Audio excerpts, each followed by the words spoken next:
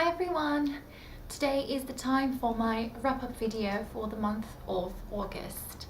In my August TBR I had 10 books, but I finished only 5 of them, plus the other one was for the book club for the month of July, but I read it in August because I was still interested in it.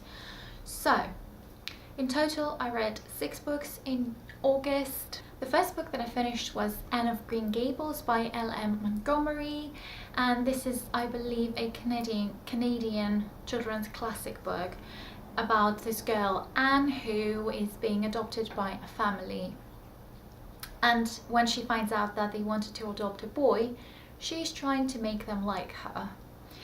So at first, for the first half of the book, I was really enjoying it. It was really cute and I liked Anne as the main character. She was really fascinating. Her imagination is something. I liked how she was describing things, how she's so talkative and how she sees things. It was so fascinating to read about, but later in the book I realized that there's not really strict plot in the book, so it felt like each chapter would be about something specific, and so it felt like just a collection of short stories from the life of this girl. But my interest kind of died towards the end of it because I didn't get much from it. It was good, it was interesting, but it didn't go anywhere. I know that it is the first book from the series, but I have no interest to continue on with this series, to be honest. And I listened to it as an audiobook and I gave it 3.5 stars. The second book that I read was the book for the book club for July, for the category of traveling to a different country, and that was for Norway. And I didn't read it in July, but then I've heard great things from the people who read this book, and I decided to read it in August on my e-reader. And that was Headhunters by Yo Nesbo. I'm not sure. I've heard different pronunciations of this author and I don't know how to say that. Some people say Joe Nesbo, some people say Yo Nesbo, You Nesbo. I'm not sure. So it was a thriller. This book is about this main character, Roger Brown, who is a headhunter basically. So he's looking for people to work for the company where he works in, and he's really good at it. But then one day he meets one person, and then that person mentions that they own a very expensive, famous painting that is supposed to be lost since the World War II, and now he is committing a crime. He wants to steal it. But then when he goes to his apartment, it turned out that this person was the worst thing that has ever happened to him. At the beginning it was a bit boring, I wasn't invested in it, but then several chapters later, when things started to pick up, it was very interesting, and there were so many twists and turns that I did not expect coming at all. And the ending took me by surprise, but also annoyed with one thing that the author decided to do. And also I found some of the facts would be a bit weird, and it feels like the author just decided to ignore them. It didn't make much sense to me, at least. I was trying to figure out how that worked, if that couldn't have worked. I'm not sure if it was my fault not understanding some of the things, even though I was reading it in my native language, but I gave it 3.5 stars anyway. The next book I finished was Stealing Time by KJ Waters, and I did a full review on this book, so if you're interested I will leave the link to it down below. But basically this is a time travel novel, and the main character is accused of being a witch when she goes back to the 18th century London.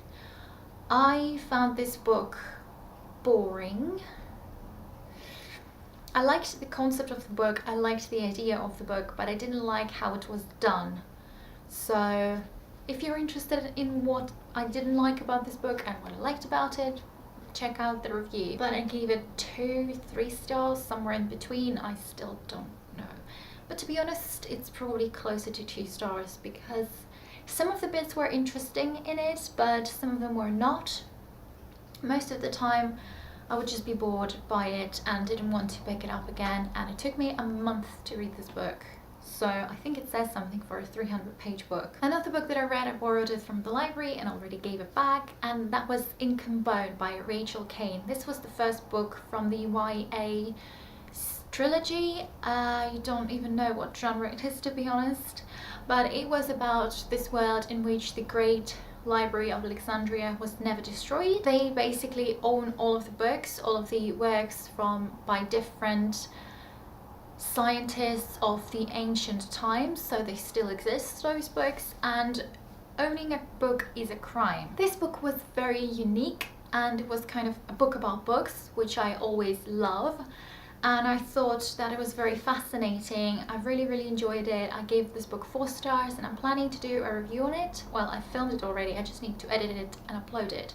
So my review will come hopefully somewhere next week. The first several chapters gave me the vibe of the first Harry Potter book, because the main character is going to that library as a apprenticeship for a scholar. It wasn't really like that. There wasn't magic involved, there was alchemy involved in it, but it was still interesting and I really enjoyed it, and I think I would like to continue with the trilogy. I would just need to find the second book from the trilogy. If it has been already out, I am not sure. The next book that I read was The Trouble with Ghosts and Sheep by Joanna Cannon, and this was my buddy read with me unicorn. I did a full review of this book as well, so if you're interested, again, the link will be down below to this video. This is a mystery novel set in 1976 in England, in the times of the heat wave. And there are two main characters, two 10-year-old girls who are trying to find out where Mrs. Greasy has gone to, why she disappeared.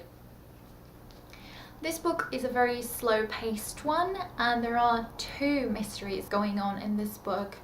But to my taste, it was a bit too slow, not much would happen, but it was a very cozy and comfortable summer read. So in general, I give this book 3 stars. And the last book that I managed to finish in August was another book for the book club, and I participated in the category, the classic literature. And the book that we chose was Little Women by Louisa May Alcott.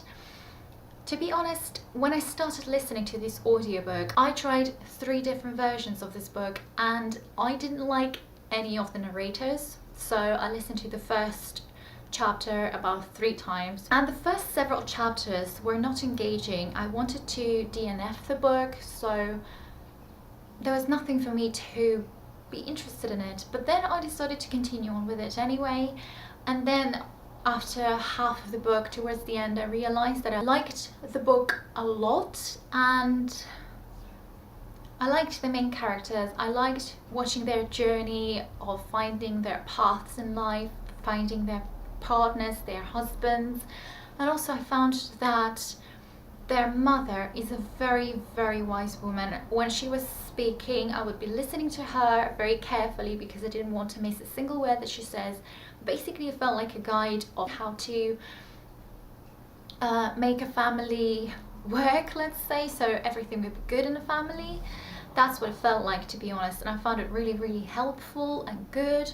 I would say it is definitely a cozy and comfortable read. As the girls were growing up, I was invested in their stories. I don't know if I would like this book more if I read it myself and not listened to it, because still I wasn't a huge fan of the audiobook.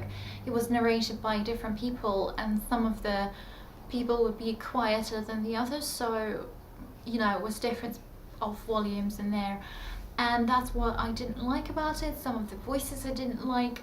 So I don't know if I would enjoy it a lot more if I just read it. And then towards the end, these characters just got a warm place in my heart, and I think I will even miss them. But I'm not going to continue on with this series. I just have no interest. I'm happy with how it ended, and I have no interest in reading more about them. So I gave this book 4 stars. I also started another book but haven't finished, and that was the historical guide about Great Britain. I am still only about the beginning of the book, but I'm planning to read more from it in September. But I don't think that I will finish it in September, because non-fiction and me, it's going very slowly all the time. So I'm not going to do September TBR this month because I literally have no idea what I'll end up reading, because I'm in such a mood that I want to read anything and everything. So I basically just don't know. If you read any of the books that I just mentioned, please leave your thoughts in the comments. Thank you for watching. Bye!